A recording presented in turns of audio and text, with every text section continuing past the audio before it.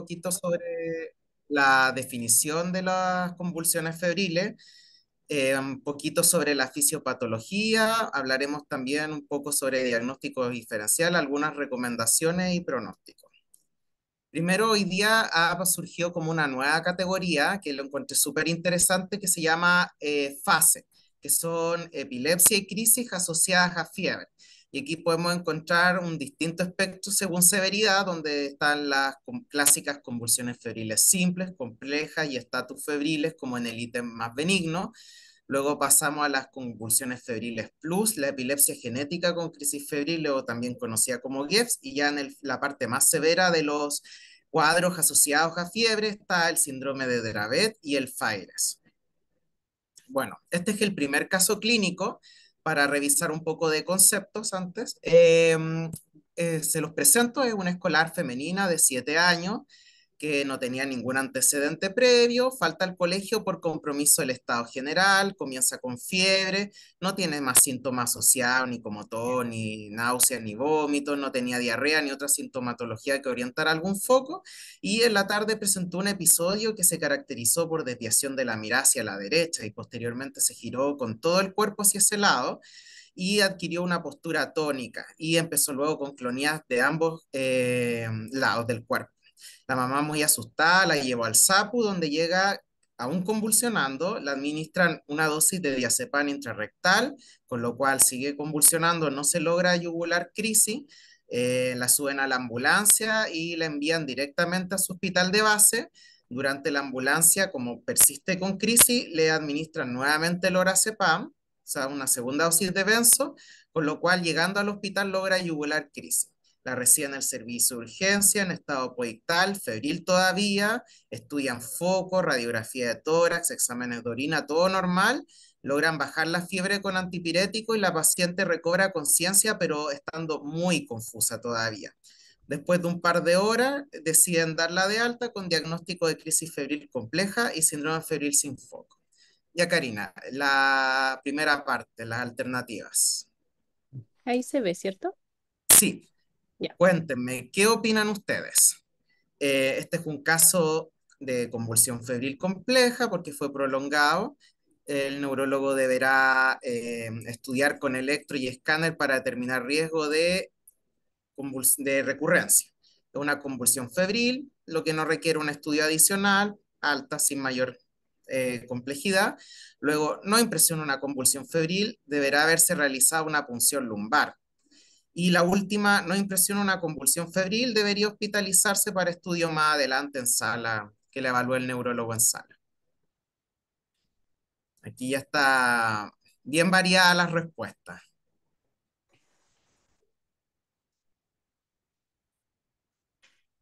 Damos un minuto, José. Ya Sí. llevamos 8, 19, 30, como casi 40, ha votado como la mitad, creo. ¿Cuánto hay conectado? Ya hay conectados 100. Así es que Ah, ya. quizá Sí que unos demos un 10 poquito más de segunditos más. tiempo. Ya.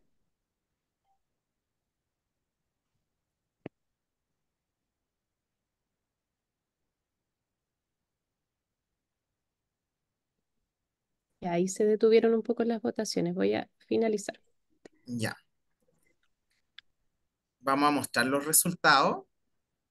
Stop sharing, ¿cierto? Ahí se ven los resultados, ¿sí? No. Mostrar los resultados. Ahí está. Bueno, la mayoría de ustedes votó porque es un caso típico de convulsión febril compleja. Entonces vamos a pasar a la siguiente diapo. Aquí tengo que cerrar la ventana. Ahí desapareció, ¿sí? Ya. Entonces, eh, ahí sí. Bueno, en este caso, la respuesta correcta era la respuesta C, dado que no impresiona una convulsión febril compleja y debería haberse realizado una punción lumbar. Ahora vamos a pasar a la siguiente. ¿Por qué no es una convulsión febril compleja? Ahora viene la segunda, eso. ¿Por qué la C? ¿Por qué no resulta una convulsión compleja?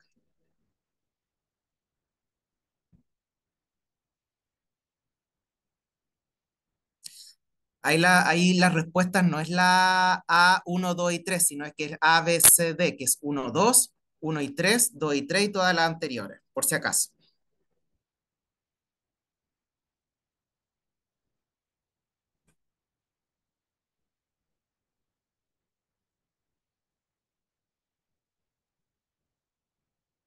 Están bien variadas las votaciones. Yo creo que hay harto objetivo, entonces temas para discutir hoy día. Sí, sí, eso es lo interesante, porque los conceptos más generales deberían estar, porque por de convulsión febril, pero existen algunos casos que uno le tiene que dar más vuelta y revisar algunas cosas que a veces no quedan tan claras. Entonces, por eso puse estos casos que están más discutibles. Exacto. Voy a finalizar ahí la votación. De acuerdo. Bueno, se ven los resultados. La mayoría de ustedes votó entre 1 y 3, es decir, que la paciente no tenía un foco de fiebre y porque el paciente tenía 7 años. En general, la mayoría de las convulsiones febriles uno nunca encuentra causa, pero aquí lo que más debía haber llamado la atención es uno, es muy raro que una paciente tenga su primera crisis febril a los 7 años, está totalmente fuera de la edad esperada para las convulsiones febriles, y lo otro porque la paciente no volvió bien de su poictal, volvió confusa, lo cual uno le tiene que orientar a que haya alguna alteración del sensorio y uno mejor asegurarse de realizar una punción lumbar de no se vaya a tratar de alguna encefalitis. La paciente volvió después de 3 días, como en su basal, se demoró 3 días en volver al alta, una vez en la casa, y presentó un cuadro muy importante de cefalea. Finalmente era una meningitis viral el caso. Un poco para comentarles. Vamos a revisar ahora los criterios para que los tengamos bien claros.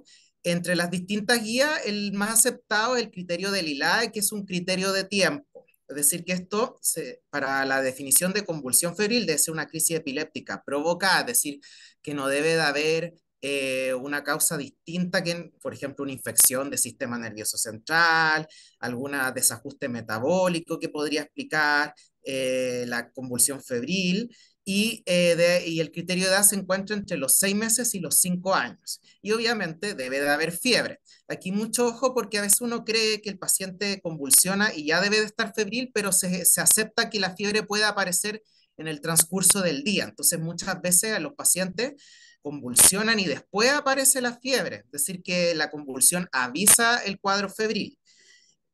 ¿Por qué vamos a revisar un poco? Y lo otro es que no debe haber antecedentes de crisis febriles, porque si el paciente tiene una epilepsia, pueden ser simplemente convulsiones gatilladas por fiebre, más que una convulsión febril. ¿Por qué hablamos de es tan importante este tema de la temporalidad?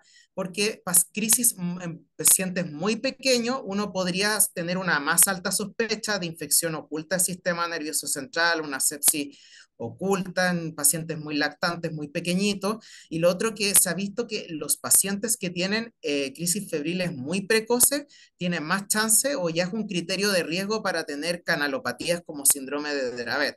Y aquí les puse algunos criterios que uno debería recordar cuando uno debería tener una alta sospecha de que quizás este paciente no tenga crisis febriles, sino que es otra cosa más. Por ejemplo, el inicio precoz, como ya habíamos evaluado, como pacientes que tienen varias crisis febriles o crisis febriles focales, mioclónicas, muy prolongadas o hemiconvulsiones, o que convulsiona con vacunas o con baños calientes, uno debería tener más sugerencias de que quizás esto se trate de una enfermedad genética y no de una simple convulsión febril. ¿Y por qué las crisis febriles mayores a 5 años? Esto se debe a que en varios estudios es muy extraño que un paciente tenga crisis febriles, por ejemplo, a los 3 años. Solo 15% de las convulsiones febriles se presentan a los 3 años. Y ya tener crisis febriles después de los 5 años, un 20% tiene una evolución posterior a epilepsia, que es bastante alto. Entonces, después de los 5 años, uno debería estar muy dudoso si un paciente con crisis febriles después de los 5 años, debo de pensar en otra cosa. Ahora, aquí hay dos definiciones más, que es cómo se separan en crisis febriles simples y complejas. Las crisis febriles simples habitualmente ocurren una vez durante el día, no hay recurrencia durante el día, duran menos de 15 minutos y son generalizadas. Y las crisis febriles complejas, que son la minoría, que se encuentran aproximadamente entre un 20 y 35% y hasta en un 45% de niños menores de un año, se caracterizan por múltiples crisis dentro del día, son más de 15 minutos y pueden ser focales o pueden haber equivalentes focales, mucho con ojo, porque a veces la mamá describe que fue de todo el tiempo, pero en la evaluación clínica ustedes se topan con que hay una parálisis de todo. Eso se debe considerar como una crisis focal. Y lo otro que es importante es el estado epiléptico febril, que se caracteriza por durar más de 30 minutos y es la principal causa de estado epiléptico en paciente pediátrico. Corresponde al 5% de las presentaciones de las crisis febriles.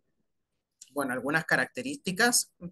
El 82% aparece en contexto de una infección viral. El promedio habitual es de 5 minutos, más o menos 3 minutos, con una temperatura media de 38,5. 57% nunca se logra documentar la causa. O sea, es casi que de norma que uno nunca encuentra o logra certificar la causa. 13% tienen crisis recurrentes durante el día y un 91% fueron autolimitadas, es decir, que la gran mayoría de las crisis febriles no van a requerir un medicamento SOS para yugular, o sea, van a pasar solas.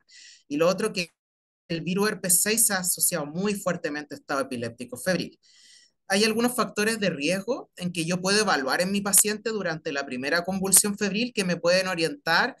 Para esto es muy importante decirle a los papás, porque obviamente lo que va a preguntar siempre a los papás es si esto se va a repetir y esto no se ha estudiado. Por ejemplo, pacientes que son muy pequeños cuando debutan con sus crisis febriles, es súper importante el antecedente familiar de epilepsia o crisis febriles, si ha presentado episodios como de crisis febriles complejas y obviamente si el paciente está escolarizado, lo cual aumenta mucho la exposición a virus respiratorio, uno puede más o menos certificar cuán recurrente es. Y ya, por ejemplo, tener dos factores de riesgo me habla de que es muy probable que el paciente vaya a recurrir y vuelva a tener otro episodio de convulsiones febriles. Con respecto a la epidemiología, el estatus epiléptico febril, como les había comentado, es la causa más frecuente de estatus, o sea, la mayoría de los estatus los van a encontrar en este contexto y no son tan infrecuentes, o sea, puede que les toque en el servicio de urgencia. Afecta entre 2 y 5% de la población, o sea, algo bastante más frecuente que la epilepsia. Hay un ligero predominio en hombres, el pic habitual que nosotros encontramos entre el año y los 18 meses, y más frecuente en las tardes y en los inviernos, por la presencia de virus respiratorio. Y 30% presentan múltiples crisis febriles en su vida, o sea, durante su edad de, de preescolar. ¿Por qué ocurren las crisis febriles? Se ha visto que entre un 10 hasta un tercio de los pacientes presentan un familiar de primer grado con crisis febriles, lo que habla que hay un ambiente genético probablemente muy fuerte, especialmente cuando uno ve los estudios de gemelos monocigóticos y disigóticos. Y se ha visto que hay un componente autosómico dominante con una penetrancia incompleta. Por lo tanto, la mayoría de los pacientes probablemente tengan un ambiente genético que predisponga básicamente a convulsionar ante ciertos estimulantes que tienen que ver con las citoquinas inflamatorias que se producen durante las infecciones, especialmente durante las infecciones virales que son altamente estimulatorias de las redes excitatorias, AMPA y NMDA especialmente.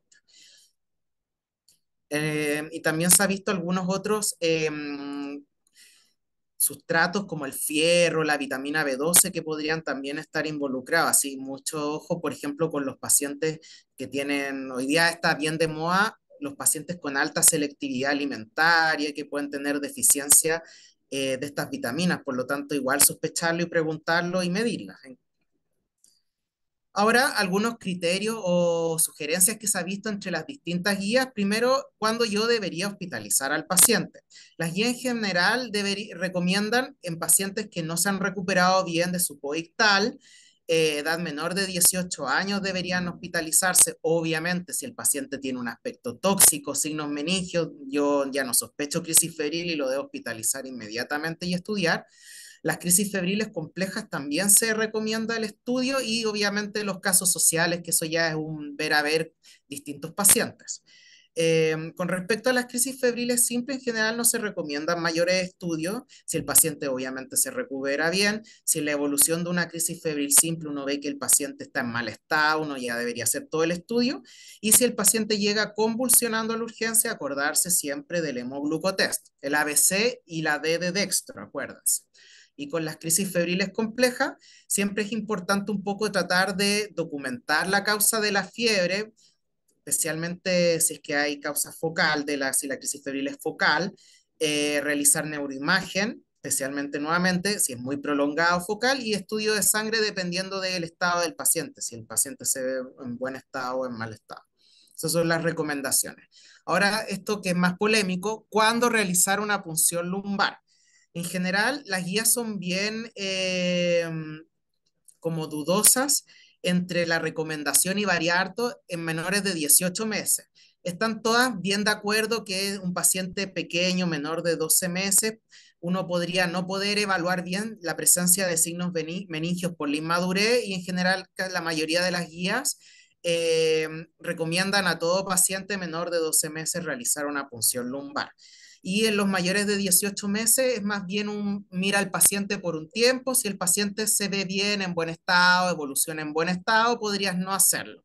Y varias guías también dicen que entre los 18 y los 12 meses, en general uno podría realizar una punción lumbar en pacientes con antibiótico incompleto o inmunización incompleta para hemofiloinfluenza.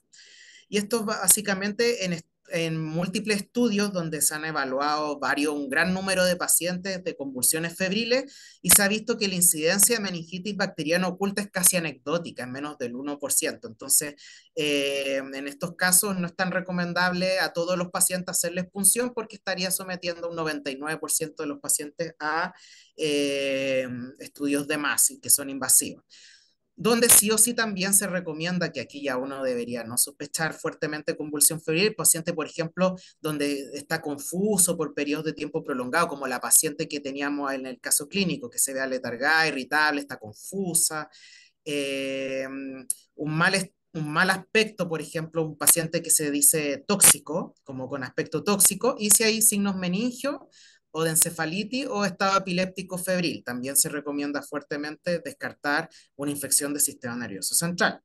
Otros estudios como el escáner se recomienda en anormalidades focales al examen físico, si hay parálisis de TOD, si hay un compromiso de conciencia persistente, pese a ya más allá de lo que se ve un poital, más allá de una hora, y crisis prolongada mayor de 15 minutos, se recomienda realizar estudio de imagen. Y el electroencefalograma, aquí hay un poco más de discusión, no es recomendado hacer en el primer episodio de convulsión febril, cuando hay más consenso con respecto al uso, por ejemplo, en crisis prolongada, paciente con compromiso de conciencia prolongado, básicamente para descartar una encefalitis, cuando uno encuentra examen neurológico alterado, crisis, si fueron focales, crisis febriles recurrentes, o uno ve paciente, por ejemplo, que tuvo una crisis febril simple, pero su neurodesarrollo está bastante alterado, uno ya debería sospechar quizás más hacia la esfera de la epilepsia. Y, por ejemplo, antecedentes familiares de epilepsia pediátrica también, algunas guías recomiendan realizar electro. Y pongo pediátrica porque, no sé, la abuelita que tuvo un infarto o un accidente cerebrovascular, eso no cuenta como antecedente. Algunos estudios relevantes revelan que tener un electro en este contexto con actividad epiléptiforme interictal podría aumentar hasta un 50% el riesgo de epilepsia en pacientes con crisis febriles complejas y especialmente lo que más es más fuerte la evidencia en crisis febriles recurrentes. Por eso van a ver que normalmente cuando pedimos electro o el electro se nos altera en crisis febriles, la mayoría de los neurólogos dejamos algún fármaco antiepiléptico. Ahora, con respecto a qué podemos ofrecerle a los pacientes, los antipiréticos en general en varios estudios no han logrado demostrar que sean una herramienta efectiva para la prevención de crisis febriles, dado lo que hablamos al comienzo de la presentación, de que muchos pacientes presentan la crisis y después se dan cuenta que están con fiebre. Entonces, en este caso, muy difícil prevenir con la convulsión con antipiréticos. Lo otro es cuando usamos terapia intermitente con benzodiazepina, se ha visto que se recomienda fuertemente, por ejemplo, a pacientes que habitan lejos del servicio de salud. Por ejemplo, nosotros en el Sótero tenemos pacientes que habitan en el Cajón del Maipo, en zonas más bien rurales o que no tienen un acceso rápido a un centro asistencial. Habitualmente les dejamos por seguridad un SOS de benzodiazepina. Las crisis prolongadas también a todos, idealmente dejarles terapia y pacientes con recurrencia de crisis. Se ha visto en el estudio más grande de estatus febril, que es el FEBSTAT, que el uso de benzodiazepinas en la casa como primer lugar de manejo disminuye bastante la duración del estado epiléptico y de las crisis en general y mejora bastante el manejo de las crisis. Y aquí lo más ideal, que ya está desplazando al diazepam rectal, que ya está más o menos en desuso, es el midazolam intranasal, porque uno, ya tenemos la presentación en la Liga Chilena de la Epilepsia, el MILDA, que es una versión preparada de, el midazolam, de mejor y más fácil uso para los pacientes. Y para en hospitales públicos, igual nosotros, por ejemplo, se recomienda tener alguna enfermera de epilepsia que asesore a estos pacientes en el manejo, preparación del medicamento, manejo de la convulsión, etcétera. ¿Y por qué el midazolam en general? Porque un medicamento que tiene buena absorción, en los estudios se ha visto que podría ser equivalente a las otras presentaciones. Y lo otro es que tiene una vida media más corta, por lo tanto es más fácil evaluar la recuperación del poictal, que a veces uno por uso muy intensivo o muchas dosis recurrentes de diazepam, el paciente puede quedar largo tiempo comprometido de conciencia y uno como quedarse preocupado de que no vuelve de su poictal y qué está pasando. Y obvio, también es importante porque gran parte de las complicaciones que vemos que ocurren con las convulsiones febriles son por un mal manejo, más que por la convulsión en sí. Entonces, recordarle a los pacientes que no les metan cosas en la boca, no los sujeten con fuerza, no los alimenten ni les den bebestibles durante el poictal ni la convulsión, que se les puede hacer mal, y tratar de evitar darle pastillas durante la convulsión, porque, y obviamente lateralizarlos también de lado para evitar la aspiración por vómito. Algunas cosas del manejo, como del estatus febril, porque esto ya se tocó en otras presentaciones, es siempre acordarse y preguntarle a los pacientes que muchos ya tienen un setting de manejo prehospitalario y ya vienen con una dosis de benzo. Entonces, poner dos o tres dosis, poner dos o tres más de benzo no se justifica. Y en un poco del manejo del setting de urgencia, que les va a tocar a la mayoría de los colegas de APS, es que recordarles que los primeros 30 minutos del estado epiléptico es de manejo de ustedes. Entonces, algunos tips es no enajenarse con la administración de benzodiazepina, ¿no? De las cosas que se revelaba frecuentemente de los fallos de manejo en el estudio FEBSTAT era que se repetían demasiadas dosis de benzodiazepina y ya con más dosis, más de dos dosis de benzodiazepina es muy difícil que uno vaya a lograr una respuesta adicional porque ya se ha quemado ese mecanismo de acción. Lo otro que se ha visto frecuentemente y que me ha tocado ver es que si la vía venosa está muy complicada porque el paciente se mueve mucho durante la convulsión y no se logra una vía venosa adecuada, no tratar de insistir tanto y acordarse que se puede usar otros mecanismos, por ejemplo, poner el midazolam intranasal o bucal y para primer manejo, si es que no tenemos vía venosa. Lo otro es que los tres fases de carga en general que están disponibles ya en casi todos los centros, la fenitoína, fenobarbital y levetiracetam, no se enreden mucho en cuál voy a usar. Los tres son estadísticamente igualmente efectivos, por lo tanto, lo único que tienen que acordarse es no pasar la fenitoína en bolo, porque ahí van a generar muchos efectos adversos. También no olvidarse que el paciente no solo requiere un manejo benzodiazepínico o de fármaco antiepiléptico, sino que hay que acordarse del ABC, del manejo de la vía aérea, la parte cardiorrespiratoria y la D de dextro, de siempre, si el paciente te llega convulsionando, el hemoglucotest es una medida rápida y que puede rápidamente, si es que el paciente está hipoglicémico, revertirlo, es súper importante. Y si a los 30 minutos del paciente sigue convulsionando, no olvidar presentar la UPC y manejar rápido, porque este paciente, si ya no le responde a fármaco endovenoso, fármaco antiepiléptico, uno ya debería continuar el manejo en servicio de urgencia con un paciente intubado y con VIX con bombas de infusión continua. Con respecto a la profilaxis de cuándo dejamos o no anticonvulsivantes, que es súper debatido, todas las guías no hay una recomendación de rutina, ¿verdad? Lo único que sí, hay cosas que ya sí o sí les dejamos, por ejemplo, se ha visto en el estudio FEFSTAT que el 42% de los pacientes que tienen una recurrencia de un estatus febril, de una convulsión febril va a ser un estatus. Es decir, si el paciente tuvo un estatus febril, tiene un 42% de nuevo tener una convulsión febril muy prolongada. Por lo tanto, esos pacientes es lógico que les vamos a dejar un anticonvulsivante porque el riesgo de hacer una convulsión febril prolongada es muy alto. A los que requirieron carga de fármaco antiepiléptico también se les recomienda mantener ese fármaco antiepiléptico. Pacientes que tienen alto riesgo de recurrencia, uno debería discutirlo con el paciente. No es obligatorio, pero si tú ves que tu paciente tiene más de 3 crisis febriles en 6 meses o más de 4 al año, uno ya podría ofrecer, es razonable ofrecerle un antiepiléptico. También pacientes con alta ansiedad parental que no tienen buena experiencia en su manejo con benzodiazepínicos de SOS, también uno les podría ofrecer esta opción. Pacientes que están ya muy atrás mano, también se les podría ofrecer esta opción. Y en general, ¿con qué fármaco antiepiléptico uno debería dejarle? Los estudios hay algunos estudios hay uno de la Cochrane, un metaanálisis que evalúa que todos los estudios en general son de mala calidad, por lo cual lo que recomiendan ellos es que viendo el perfil como de efecto adverso entre el ácido valproico, el fenobarbital y el levetiracetam, es más razonable quizás dejar levetiracetam dado su mejor perfil de seguridad, que es un poco lo que recomiendan, pero no existe ninguna como estudio que sea fuerte de evidencia. Ahora vamos a pasar a algunos casos especiales e interesantes. Por ejemplo, ¿qué pasa con los pacientes que nos convulsionan con las vacunas? Primero, en general, explicar que los efectos adversos de la convulsión febril son bajos en relación a los beneficios de la vacuna.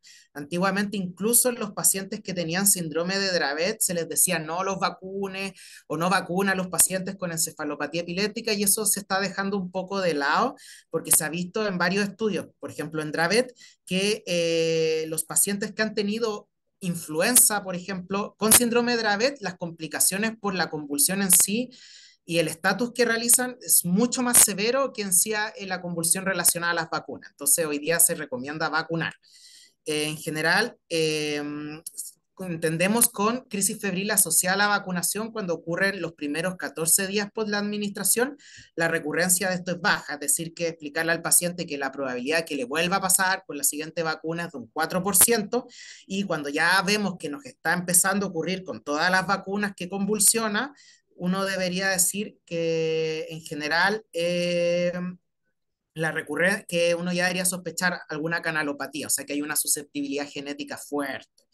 Y algunas guías recomiendan que antes de crisis epiléptica, con fiebre, uno podría dejar antipiréticos y anticonvulsivantes 48 horas, 12 horas previa y 48 horas posterior, como en esa ventana que podría ayudar a prevenir. Hay como recomendación de algunas guías.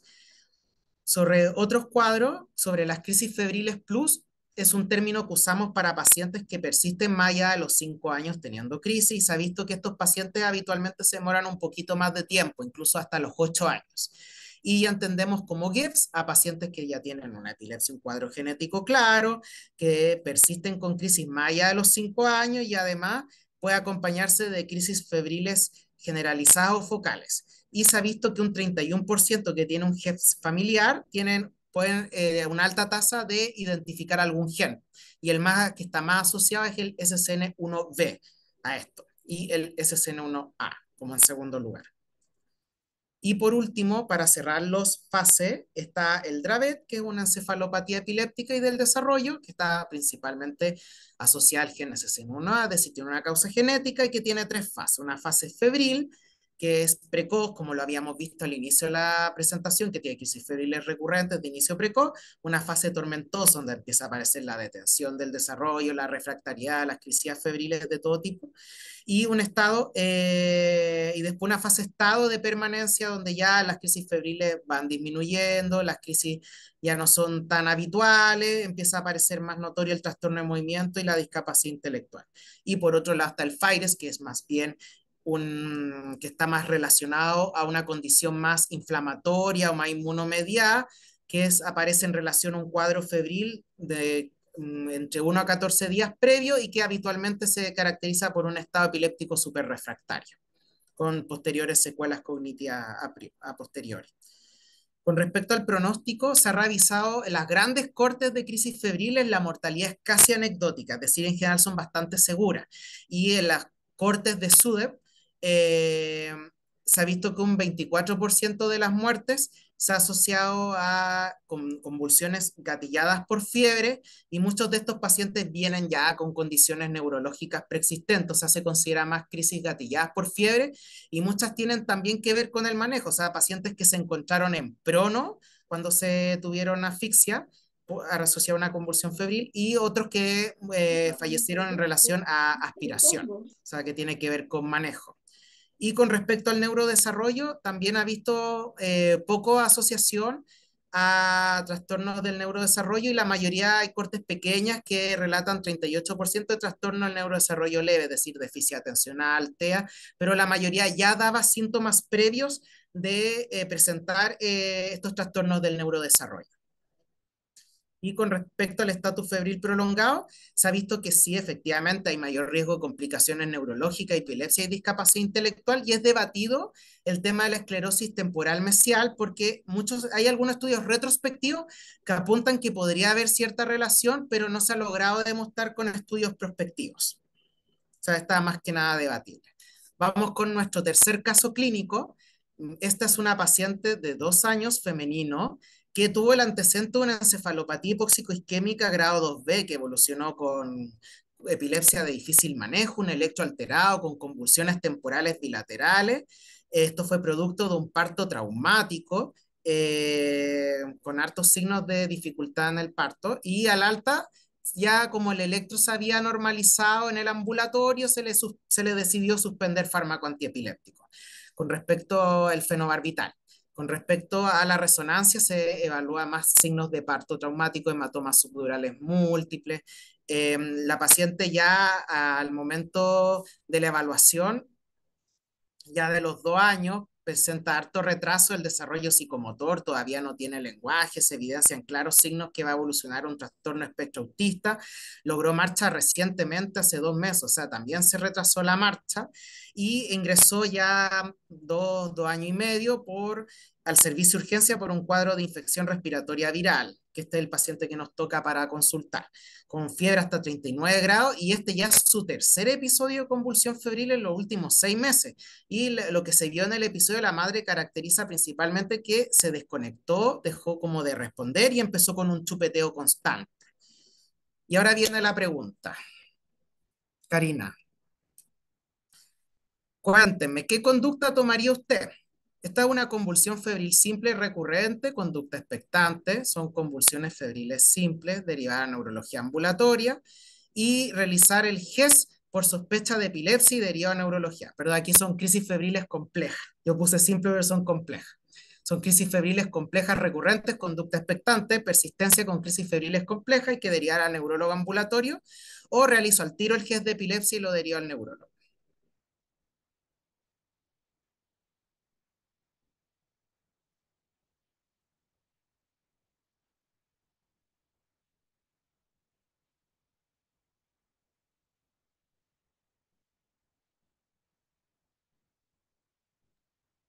Ya están bien variadas las respuestas.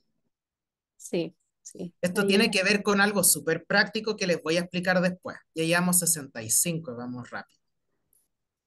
demos 10 segunditos más, a ver si cambia. Y ahí voy a finalizar. Ya, ya. Aquí se dividió entre dos.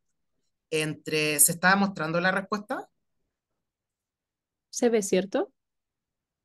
Ya, Yo creo que aquí sí. se dividió Sí, entre dos. sí se ve, sí. Principalmente el 52% votó que hay que derivarlo por sospecha GES y el 36% votó que es una convulsión febril compleja y uno ya puede derivar a neurólogo ambulatorio. Aquí la respuesta correcta es la C. ¿Por qué les cuento? Este es un paciente que tiene altas chances de evolucionar a una epilepsia, un paciente con retraso del desarrollo, que había tenido ya antecedentes de un electro alterado, con imagen alterada, y actualmente en la gran parte del país las derivaciones están siendo muy lentas a neurólogo ambulatorio. Entonces, si la derivación no es por sospecha GES, es probable que ese paciente lo vayamos a ver un año después. Entonces aquí es mejor, en cambio, si lo darían por sospecha GES, es mucho más probable que lo veamos mucho más pronto. Y este paciente sin miedo derivar por sospecha GES de epilepsia porque tiene varios de estos factores de riesgo. Tiene crisis febriles complejas, porque fue crisis febriles focales, tiene un chupeteo, eso es muy probable, orienta automatismo. Tiene un neurodesarrollo alterado, había tenido el antecedente de un electro y neuroimagen alterada. Lo único que nos falta es el antecedente de la historia familiar de epilepsia, que estos son los principales factores de riesgo de que un paciente me haya evolucionado a epilepsia. Aquí hay otros dos que no se mencionan en las guías, pero uno como que tiene alta sospecha y que los hemos ido mencionando atrás. Uno es el paciente que tiene convulsiones febriles tardías, es decir, paciente que evoluciona ya después de los 5 años con crisis febriles, alta sospecha ahí de que podría ir a una epilepsia. Y lo otro también es estos pacientes que típico que convulsionan como con 37,9, que en estricto rigor a veces uno los deja pasar como convulsiones febriles, pero uno debería tener alto ojo porque esos pacientes muchas veces hemos visto en la evolución que van hacia posteriormente una epilepsia. Los pacientes con crisis febriles con muy baja fiebre, casi subfebriles, que en estricto rigor uno no los debería considerar como crisis febriles, más bien afebriles. Y otro caso también que es interesante, miren, esta es una paciente, les voy a poner el video. Esta es una paciente de 14 meses, este video no es del paciente en YouTube, pero es por algo que tenía similar. De 14 meses que estaba cursando una gastroenteritis con fiebre. Va a pediatra y le administran, le dan una receta a la mamá para administrar sales de rehidratación, paracetamol y le dejan metoclopramida. Inicia posteriormente a esto, como inicio estos episodios extraños que se asustan, que si se fijan, la paciente como que mira persistentemente hacia arriba, tiene unos movimientos un poquito como extraños, medio desorganizados, pero la paciente siempre conectada. La paciente va a servicio de urgencia, la administran midazolam intranasal, con lo cual los movimientos la paciente se duerme un ratito. Luego la paciente se despierta y vuelven los episodios. Por lo cual deciden cargar con fenitoína, con lo cual los movimientos empeoran y empieza a perder la marcha, como que se vuelve una marcha media táxica posteriormente a la infusión de fenitoína. Por lo tanto, la deciden llevar rápidamente a resonancia. El anestesista en ese caso, como se estaba moviendo mucho, tenía muchos de estos movimientos, le decide pasar propofol, además le hacen el electro que resulta normal, la reso resultó normal también y al día siguiente la paciente durmió toda la noche estupendo en la UCI y al día siguiente está como si nada, súper conectada en de los movimientos ya recupera marcha, está muy ligeramente torpe, mínimo, y estos movimientos oculares se pasaron. Aquí viene la pregunta. Voy a poner de nuevo el video para que lo miren.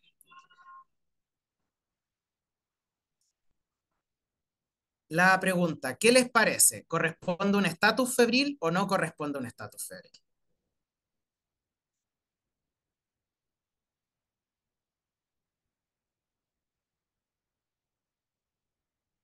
Esta también era difícil.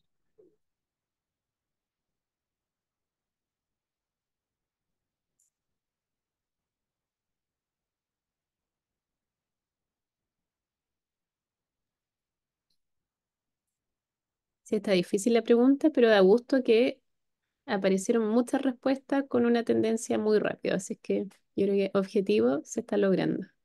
O sea, igual todos somos generales después de la batalla, pero en el fondo, claro, uno de repente le puede tocar estas cosas y uno lo mira y se asusta harto, porque son bien, bien llamativos, ¿no?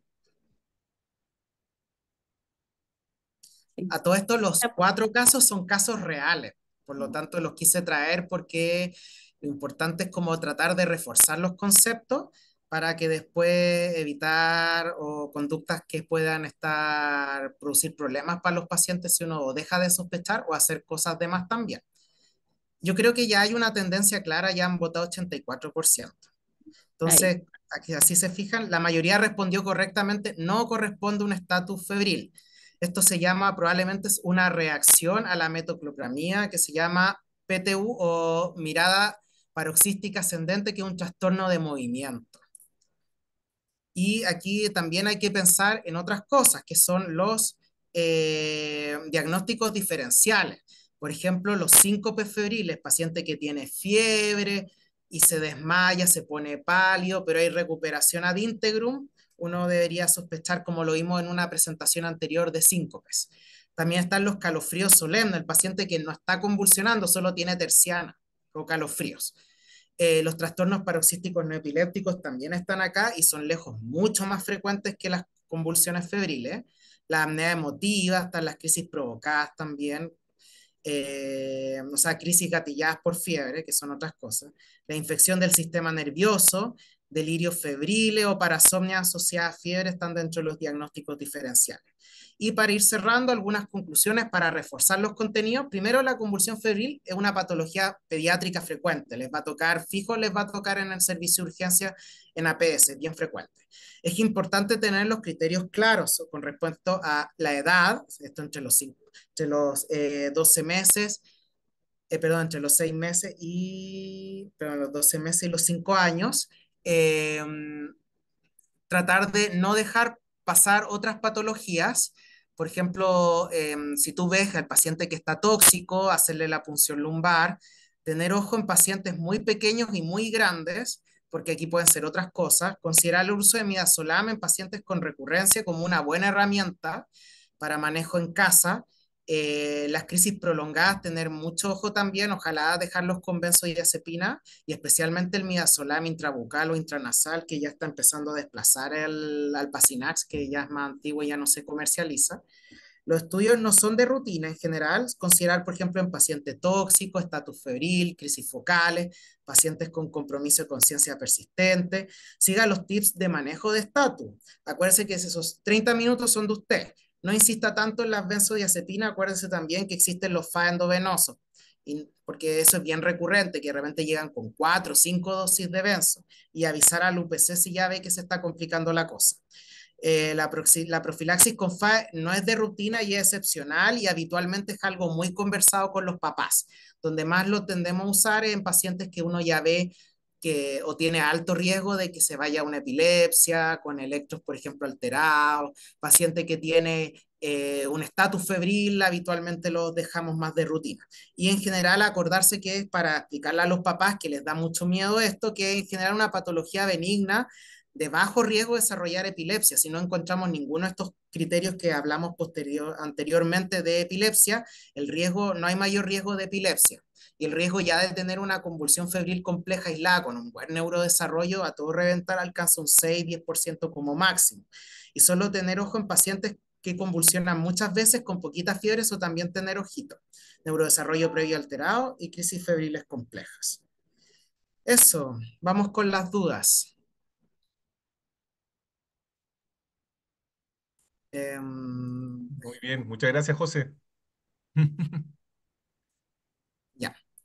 ¿Partes tú, Ya Karina? ¿Te parece? sí, han aparecido algunas preguntas en el chat y antes yo quería hacer un comentario y destacar algo que dijo José de la importancia de la educación a los papás, porque muchas veces lo que está descrito en la literatura y lo que uno ve es cuando los hijos convulsionan, es una sensación de muerte que tienen los papás y esa produce mucha angustia que si a lo mejor en el servicio de urgencia no están las condiciones, no está el tiempo para poder hacer una buena educación, quizás citarlo en forma ambulatoria, pero ese papá no se puede ir sin la educación porque va a andar dando vueltas, se va a quedar con la duda si esto es epilepsia, si necesita algún medicamento. Así es que darse el tiempo para hacerle esa educación yo creo que es fundamental. Y en el fondo ahí también lo que decía José, saber cuándo derivar. De algunas preguntas del chat, Carolina Leal pregunta, ¿la profilaxis de fármaco anticrisis se deja solo en el cuadro febril o hasta los controles en neuropediatría? En general, la profilaxis de FAE es algo extremadamente infrecuente y no hay como no hay un consenso, uno lo ve más caso a caso. Obviamente, si tú tienes un paciente que tuviste que dejarle un fármaco antiepiléptico para yugular la crisis, lo mantienes con la mantención para la casa.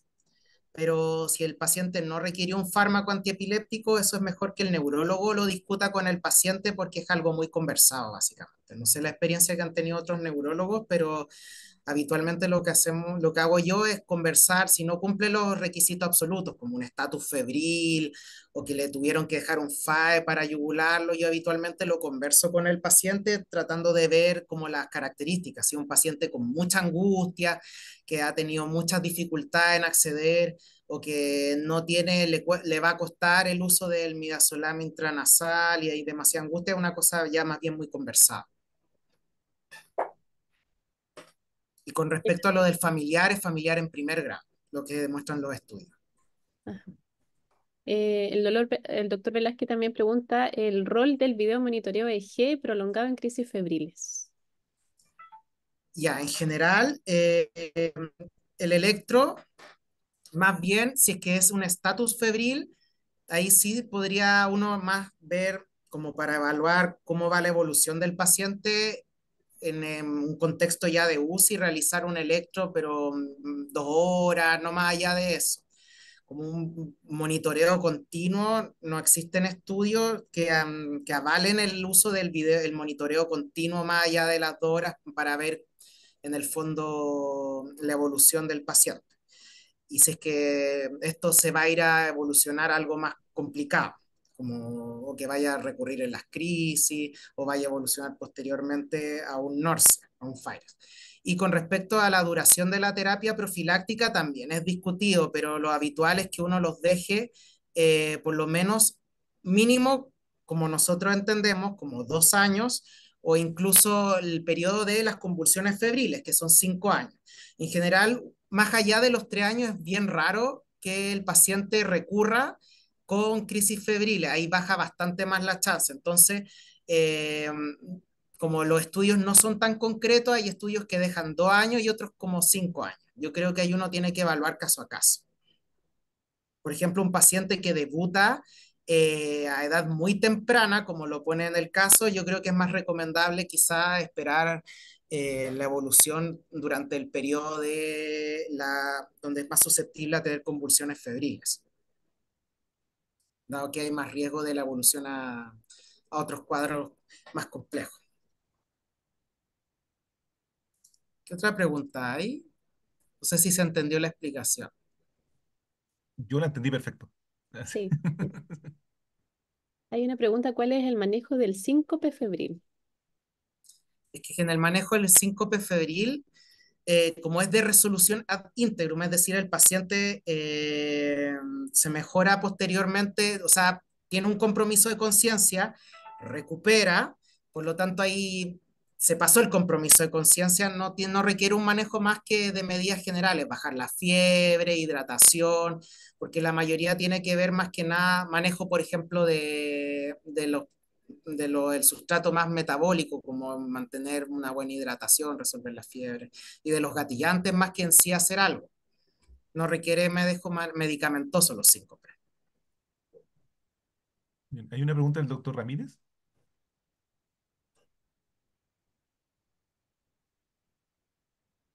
Doctor Ramírez, Bueno, se escucha el doctor. no, tiene la manito levantada, pero, Doctor está muteado.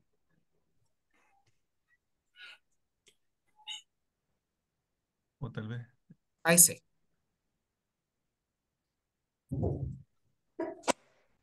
Ahí se escucha, doctor, diga nomás.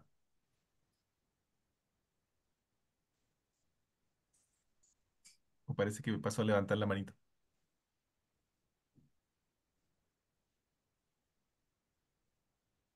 Bien. Parece que estamos con las preguntas, Karina, ¿no? Según veo en el chat, estamos. Sí, del chat no quedan más preguntas. En algún momento, Lo José, perfecto, justo 9 minutos 55. Yes. yo tenía una pregunta, mencionaste ahí déficit de algunas vitaminas, sobre todo cuando hay una alimentación selectiva. ¿Recomendarías, quizás como para redondear eso, que no queden dudas al respecto, cuándo pedir exámenes que pudiera estar relacionado? No sé, tuvo una convulsión y tiene una alimentación selectiva. Yo creo que, porque nos ha tocado ver un poco en el poli, hay muchos pacientes TEA o que uno ya empieza a ver selectividad alimentaria de antes y es increíble, por ejemplo, la cantidad de deficiencia de vitamina B12 que encontramos en pacientes. Eh, y uno sabe que la vitamina B12 es fundamental para el desarrollo neurológico, tener un nivel prolongado bajo. Entonces yo creo que ante alta sospecha no estaría de más solicitarlo como dentro de los estudios porque es algo que se puede manejar con suplementación, que tampoco es una suplementación compleja, y ahí hay que tener las tablas. Yo tengo como una ayuda a memoria de las tablas de suplementación y no es algo caro tampoco. Y lo otro que también se ha visto, por ejemplo, el fierro. mm, Estos trabajos no son tan claros con respecto al fierro, pero sí se ha visto que el fierro predispone a varios trastornos del sueño, trastornos del movimiento, y tampoco es muy del otro mundo suplementar con fierro. O sea, no es una terapia cara ni tampoco compleja y que tenga grandes efectos adversos. Entonces tampoco está de más en casos que uno pregunte que hay gran selectividad alimentaria, eh, evaluarlos. Nunca está de más ni tampoco algo ni muy caro ni muy difícil de suplementar. Y ahí apareció la pregunta, ¿recomendación de suplementación para el déficit de B12? ¿O En general, una bibliografía para tener esta info? esa te la puedo mandar con correo porque en general la Carla Ramírez nos instruyó con esto, pero yo tengo como una ayuda a memoria, que es una fotito. Eso las puedo mandar si les te queda una duda. Ya, súper. Y ahí el que la necesite quizás me envía correo y yo la comparto. Si hoy día se ve harto en los TEA las deficiencias nutricionales y como la derivación a nutriólogo es tan lenta, como que hemos tenido que aprender nosotros a suplementar.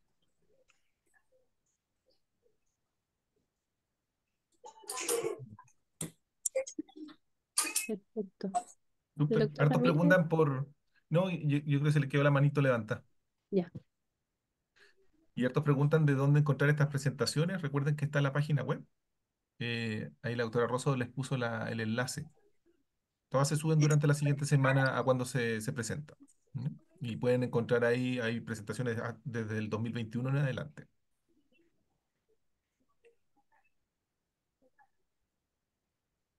Ahí te mandé la tabla de recomendaciones de suplementación. Está súper buena esta tablita porque además trae como las presentaciones, como las que se pueden encontrar en el mercado en Chile. Es súper. como Muchas gracias. bibliografía anexa. Fue popular la tabla. Mira, está llegando un montón de correos para poder incluirlo. De pasadita les vamos a enviar las siguientes invitaciones, entonces, ya, esos mismos correos.